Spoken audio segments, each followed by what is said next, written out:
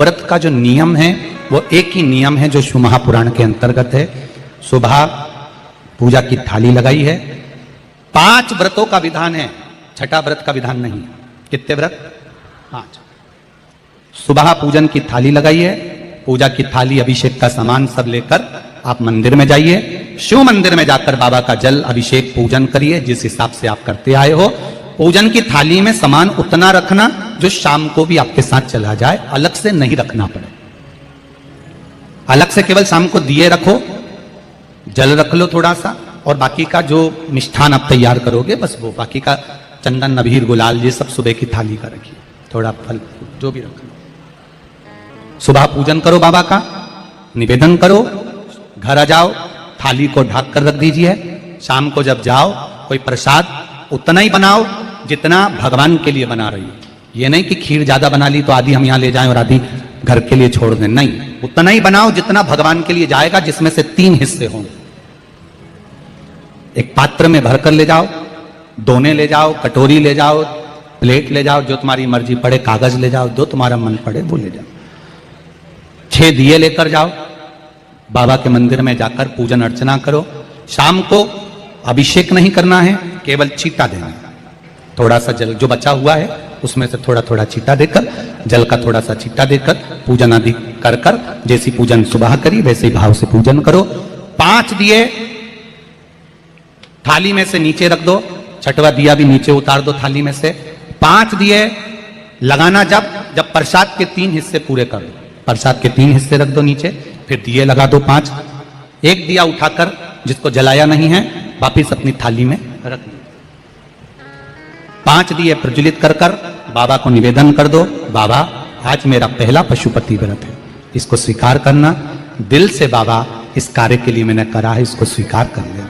बहुत सुना बाबा, पशुपति व्रत में कर रही हूं, मैं भी पूर्व में ना जाने कितनी योनियां ली होंगी, कौन सा मैंने बेकार कर्म करा होगा जो आज मुझे दुख भोगना पड़ रहा है। इस दुख को आप मिटा सकते हो क्योंकि आपका नाम पशुपति नाथ है। आप इसको मिटाइए, विनय करो, बाबा से विनती करो।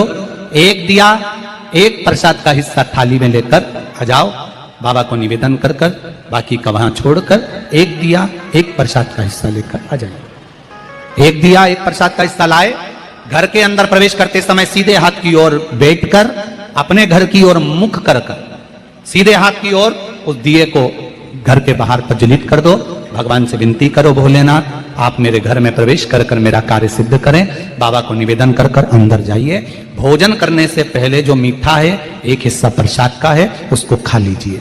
उस हिस्से में से किसी को नहीं देना, चाहे घर में बच्चे हों चाहे बड़े हों, उस प्रसाद का हिस्सा केवल तुमको खाना। पहले प्रसाद खाइए, उसके बाद में फिर भोजन करिए। एक समय फलाहार कर सकते हो, दूसरे समय भोजन कर सकते हो। इसमें जरूरी नहीं कि आपको मीठा ही खाना है। शाम का जो प्रसाद बनेगा वो मीठे का ही भोग लगेगा। सुबेरे आप आराम से नमकीन का भी फलाहार कर सकते हो, मीठे का भी फलाहार कर सकते हो। फलाहार के लिए कोई मना नहीं है, फलाहार आप कैसा भी कर सकते हो। पर भोजन जब करोगे, अन्न जब खाओगे, जब पहले भगवान का प्रसाद पालो।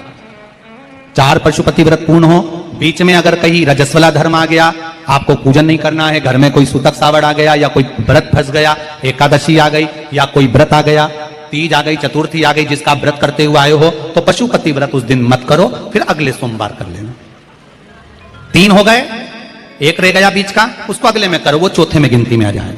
5वां छूट गया, कोई बात नहीं, 1 महीने बाद तो होगा, 8 दिन बाद तो होगा, 15 दिन बाद तो होगा, फिर उसको गिन लो, 5वां हो जाए। महाराज ऐसे 5वां व्रत जब आए, 5वें व्रत के दिन शाम को जब पूजन करने जाओ, एक श्रीफल, कुछ रुपए, 11 रुपए आदि जो भी है, नारियल पर रखकर बाबा को विनय कर कर, बाबा आज मेरा पशुपति व्रत पूर्ण हो रहा है, आपकी कृपा हो, मेरी झोली भरना बाबा, विनती करो। और वो श्रीफल रुपया रखकर 5 दिए लगाकर, एक दिया वापिस लेकर, एक हिस्सा प्रसाद का लाकर देहली पर अपने वही दिया लगाकर अंदर प्रवेश कर कर भोजन ग्रहण करो। बाबा को निवेदन कर लो। पशुपति व्रत का कोई उद्यापन नहीं है, पशुपति व्रत का एक ही उद्यापन है, जो श्रीफल और 11 रुपए आपने मंदिर में रखे हैं, वो उद्यापन के भाव से रखे हैं, भगवान को नमन कर कर रखे हैं। ये पशुपति व्रत। अब दुनिया के लोग इसको पशुपति व्रत को कहीं इतनी बत्ती लगा दो, तो इतनी बत्ती का दिया लगाओ, तो ऐसा करो, तो गलत। उसका नियम जो है वो एक ही, उस नियम के अलावा कोई नहीं। आप प्रेम से करो, स्नेह से करो, उसको दिल से विचारो, मन से विचारो। शंभो शरणे पड़ी, मांगू घड़ी रे घड़ी, दुख काटो दया करी निदर्शन। आप दिल से उसका स्मरण, ये पशुपति व्रत है।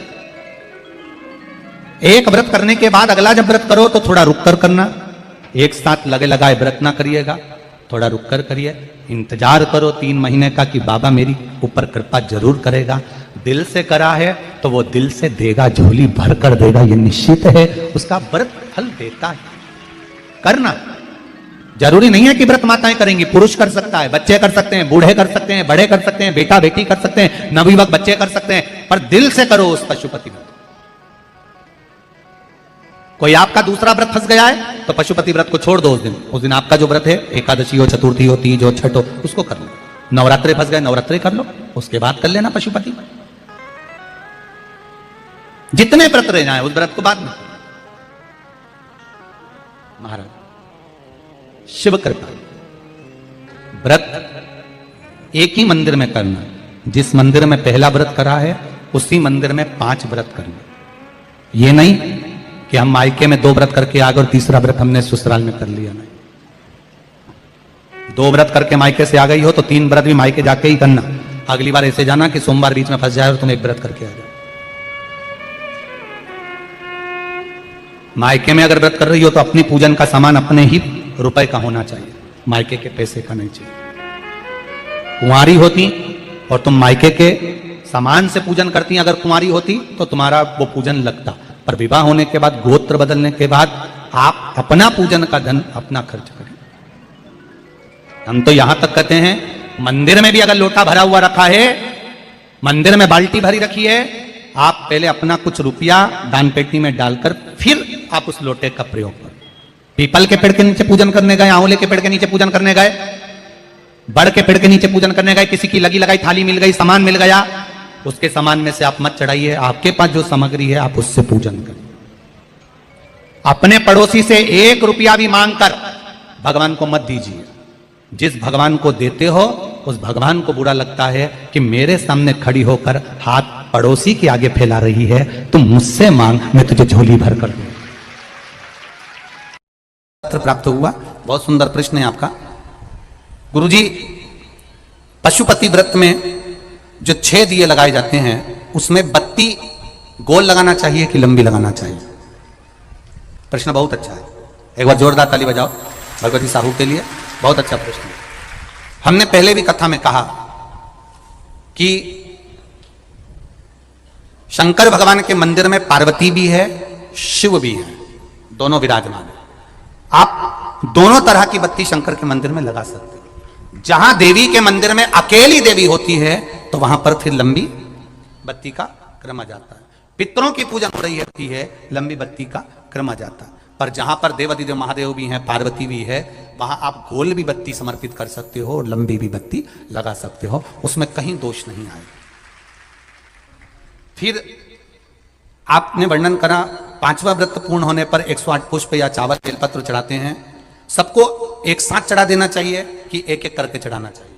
वैसे शास्त्र रीति के अनुसार पशुपति व्रत में जो 5वां सोमवार पूर्ण होगा और आप 108 अगर कोई वस्तु चढ़ा रहे हो तो एक एक कर श्री शिवाय नमस्तुभ्यम, श्री शिवाय नमस्तुभ्यम, एक एक कर चढ़ाना चाहिए। एक साथ हाथ में लिया और एक साथ नहीं चढ़ाना, एक एक कर समर्पित। बहुत अच्छा प्रश्न है।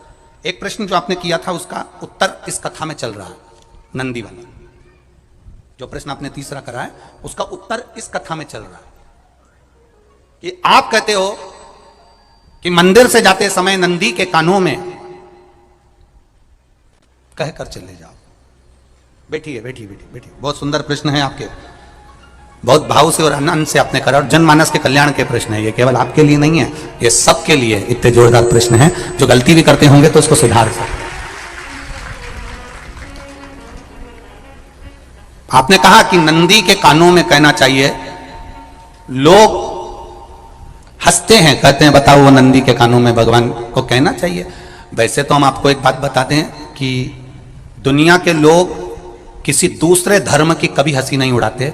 दुनिया के लोगों को दूसरे का धर्म अच्छा लगता है। दुनिया के लोग सबसे ज्यादा हंसी उड़ाते हैं तो हमारे सनातन धर्म की ही उड़ाते हैं, और जी खुद उड़ाते हैं, दूसरा उड़ाने वाला नहीं होता। दूर के ढोल हमें समझ में आते हैं, उसका धर्म हमें समझ में आ गया, उनका क्या है, ऐसा है, आओ कुछ नहीं, उनके धर्म में ऐसा है, कितना आनंद हमें दूसरे के धर्म में लग रहा है, और हमारा सनातन धर्म हमको बुरा लगता है, हमारे सनातन धर्म हमें बुरा लगने लगा। अरे भाई, लोग कहते हैं कि नंदी के कान में कहते हो, ये कोई हमारे पुराणों में या शास्त्रों में लिखा है? भगवती बहन साहू, आपको धन्यवाद देना चाहूंगा और एक बात कहना चाहूंगा, जितनी भी शिव महापुराण के अंतर्गत चाहे उपाय जो बताए जाते हैं कि बेलपत्री ऐसे चढ़ाना, काली मिर्च ऐसे चढ़ाना, चावल ऐसे चढ़ाना, धतूरा का क्या महत्व है, शमी के पत्ते का क्या महत्व है, बेलपत्री के पत्ते का क्या महत्व है, ये जितनी भी बातें बताई जाती हैं ये सब पुराण के अंतर्गत से बताई जाती है। अब दुनिया के लोग इसको चाहे टोटका कह दें, चाहे दुनिया के लोग इसे टोना कह दें, पर पुराण से हटकर कुछ नहीं। और आप लोगों को अगर बोला है कि नंदी के कान में कहकर भगवान शंकर के मन में बात पहुंचे, तो ये क्यों कहा, तो ये भी हमारी शिव महापुराण में लिखा है, जलंधर के चरित्र में। कोई आपसे कहे कि नंदी के कान में बोलने से क्या होता है, ये जलंधर का चरित्र कह रहा है। मां पार्वती जी का हस्त कमल पकड़कर जलंधर लेकर जाने लगा, वृंदा का पति लेकर जा रहा। वृंदा तो भगवान की भक्ति में लीन रहती थी, उसको तो जलंधर को सबसे ज्यादा तकलीफ थी नारायण से, पर शिव के पास आ गया, क्योंकि ईर्षा प्रवृत्ति, अभी कथा में कहा, कोई कोई ऐसा होता है जिसको तुमसे बेर नहीं होता तो भी अंदर से ईर्षा जाग जाती है, कोई कोई ऐसा होगा जिसको अंदर से ईर्षा जागती है, अपने आप अंदर से ईर्षा जागती है, उसका कोई बेर नहीं, और ईर्षा जाग गई, भीतर से ईर्षा जाग गई। ना आप उससे मिले हो, ना कभी वो आप उसके सामने बैठे हो। कई लोग किसी ना किसी की बुराई करते हैं तो हम लोग पूछ भी लेते हैं, क्यों साहब उनसे मिलकर आए हो क्या तुम? कभी नहीं मिल किया है, कभी उनका सामना हुआ नहीं हुआ, तो फिर बुराई क्यों कर रहा? एक ने कर दी थी इसलिए हमारे ध्यान में था तो हमने भी कर दी। लो, वो कुआं में डूब के मरेगा तो तू भी मरेगा का? नहीं। नंदी सामने बैठा है, गणेश जी को मालूम पड़ गया, कार्तिकेय को मालूम पड़ गया, मां पार्वती जी का हस्त कमल जलंधर ने पकड़ लिया और लेकर चला, मालूम पड़ गया, तब नहीं रहा गया। गणेश जी को क्रोध आ गया और गणेश जी महाराज आए, शिव जी को जगाने लगे, पिताजी पिताजी पिताजी कर कर जगाया, उठो पिताजी, पिताजी उठिए, पिताजी जागिए, पिता को जगा रहे हैं। भगवान शंकर नहीं उठे, तप में लीन थे। क्या करें हम, जलंधर के पास में इतना बल है, इतना बल है, और पिता की आज्ञा नहीं होगी तो हम कैसे मार देंगे इसको? मारने को तो मार दें। मां ने आज्ञा करी थी कि जलंधर उसको तारकासुर को मार दो, तो कार्तिकेय ने तारकासुर को मार दिया। शिव जी की आज्ञा नहीं तो हम इसको कैसे मारें? क्या करें?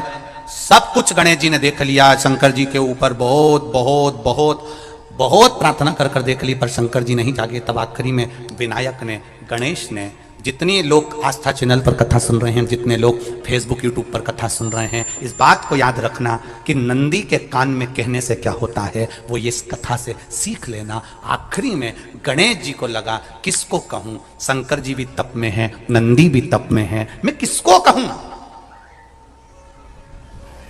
शिव जी को कह के कर थक गया, पिताजी को बोल बोल कर थक गया, पिताजी जागते नहीं। अब मैं किसको कहूं ये बात, किससे कहूं?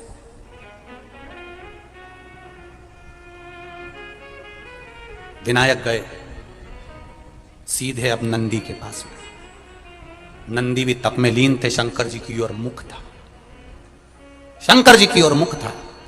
गए और जाकर तुरंत विनायक ने नंदी के कानों में जाकर कहा, नंदीश्वर, मैया का हाथ पकड़कर जलंधर लेकर जा रहा है, पिताजी तप में लीन है, कृपा करिए ना। बस केवल नंदी के कान में कहा, गणेश जी दूर हट गए। नंदी के कान में कहा, शंकर जी के नेत्र खुल गए, शिव जी के नेत्र खुले। ध्यान देना जरा, इस शिव महापुराण की, आशुतोष शिव महापुराण की कथा, जो कथा यहां कही जा रही है, यह कथा पहले के चरित्रों में सुनने को नहीं मिली होगी। जरा ध्यान देना इस संवाद पर, जितने लोग आस्था चैनल पर, जितने फेसबुक यूट्यूब पर सुन रहे हैं। सनातन धर्म की हंसी उड़ाने वाले कह देते हैं नंदी के कान में कहने से क्या होता है, नंदी के सामने जाकर बोलने से क्या होता है, नंदी के पास बैठकर बोलने से क्या होता है, नंदी के पास बैठकर शंकर जी का मात्र दीदार करने से क्या होता है, दर्शन करने से क्या होता है। वो अच्छे से समझ लेना, जो लोग सनातन धर्म पर उंगलियां उठाते हैं वो अच्छे से समझ लें इस बात को।